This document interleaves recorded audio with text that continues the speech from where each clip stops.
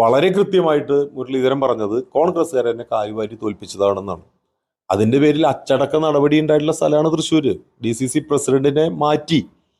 പിന്നെ അതിനും അപ്പുറം മുരളീധരൻ പറഞ്ഞത് 5 കൊല്ലം തൃശ്ശൂർ കേന്ദ്രീകരിച്ച് സുരേഷ് ഗോപി പ്രവർത്തിച്ചത്, സുരേഷ് ഗോപിക്ക് അനുകൂലമായിട്ടുള്ള ഒരു തരംഗം തൃശ്ശൂരിൽ ഉണ്ടാക്കിയിട്ടുണ്ട്.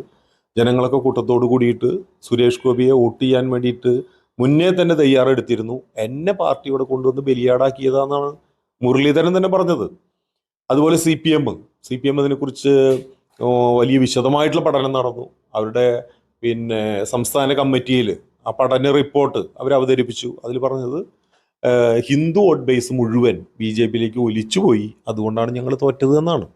അപ്പോൾ വലിയ പഠനമൊക്കെ നടത്തി ഒക്കെ കണ്ടുപിടുത്തമൊക്കെ നടത്തിയിട്ടുള്ള ആളുകൾ ഇപ്പോൾ ഈ രാഹുൽ ഗാന്ധി ഉണ്ടയില്ലാത്ത വെടിവെച്ച സമയത്ത് ജനങ്ങളെ പറ്റിക്കാൻ വേണ്ടിയിട്ട് ഇത്തരം ഒരു ആക്ഷേപം ഉന്നയിക്കുന്നു എന്ന് മാത്രമേ ഉള്ളൂ. മുകുന്ദൻ എന്ന് പറയുന്ന